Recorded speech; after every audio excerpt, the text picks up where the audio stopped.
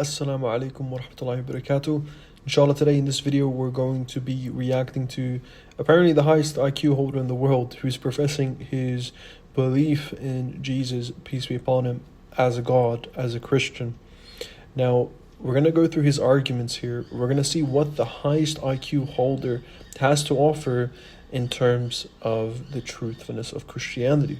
Hello everyone, I am the world's highest IQ record holder. Here to tell you right now, we don't care. Let me tell you We don't care.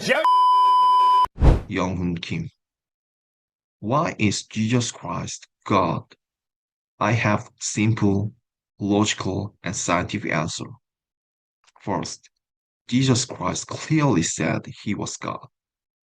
He forgave. Before we begin, can we just notice how the highest IQ holder, quote unquote, in the world requires a script while making his case for Christianity? And the video is only about 2 minutes long. Jesus Christ clearly said he was God. He forgave sins, accepted worship, and said, I and the Father are one. If this is not true, he would be a liar or insane. But his teachings, actions, and influence on history prove otherwise.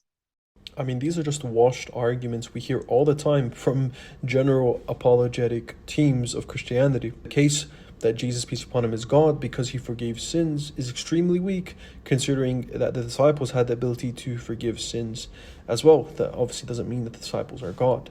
Even in Mark 2, he didn't bring the reference, I'll bring the reference here, where Jesus identifies himself as the Son of Man who forgives sins.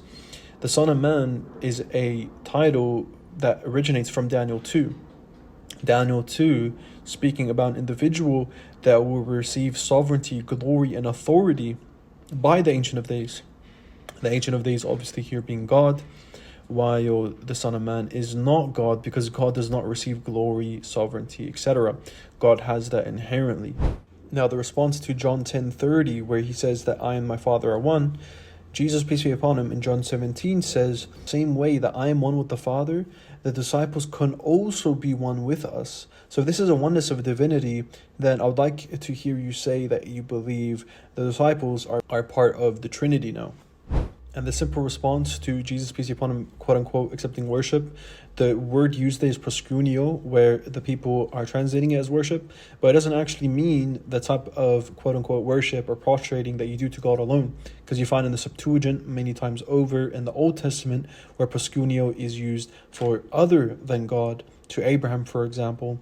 And in the New Testament, you find Jesus, peace be upon him, using parables where servants are prostrating to kings, using the term proskuneo there as well. So it doesn't necessarily mean worship in the sense of worship to God.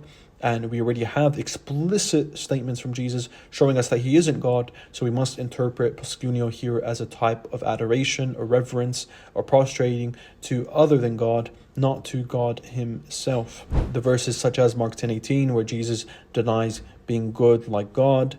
We have John 17:3, where Jesus says the Father is the only true God.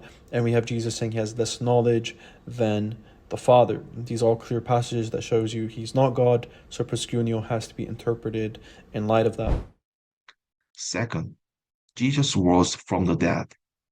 This is not just a belief, it is supported by historical evidence. The tomb was empty, and many people claimed to see him alive. If you're going to say that the witnesses of the resurrection is good enough for you to believe in this miraculous event, then you also have to be consistent with the eyewitnesses of the verses of the Quran and miracles being presented. These eyewitnesses of the verses of the Quran, such as these verses that mention a miracle that's being seen, is documented evidence that the Prophet, peace be upon him, was doing miracles at his time that they were calling pure magic. This is documented in many hadiths that have eyewitness testimonies. So if you have Paul saying that he saw Jesus, and that being one of the few testimonies we have many more testimonies, many more claims of miracles being attributed to the Quran and the Prophet ﷺ.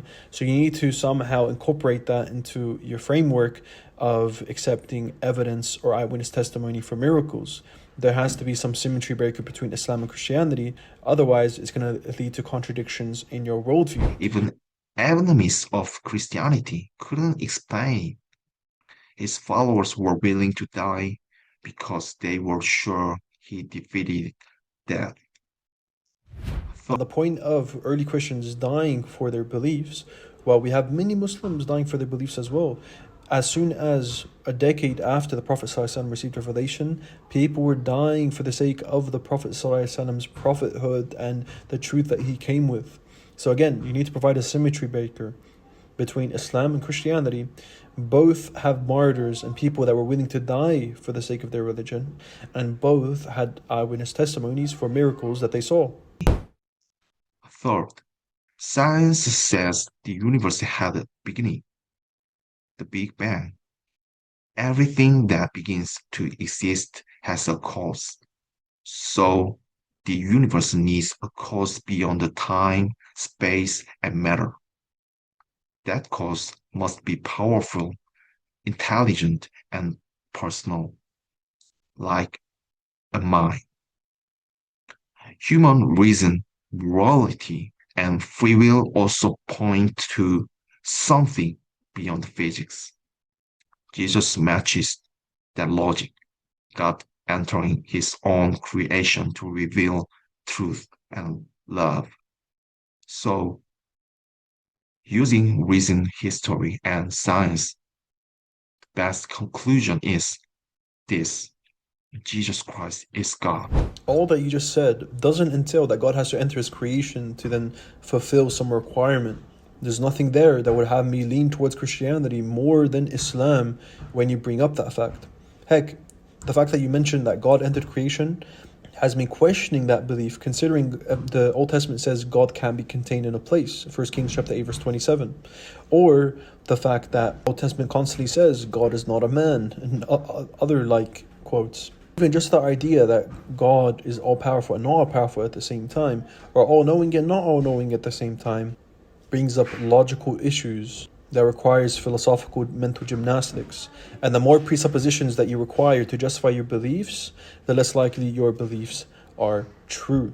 In this video, I would like to share my idea. I'm here to tell you right now, we don't care. Let me tell you something. We don't care. Jerry. If you want more response videos like this, like and subscribe. Alternatively, if you want to support the channel even more, then my Patreon and GoFundMe links will be down below.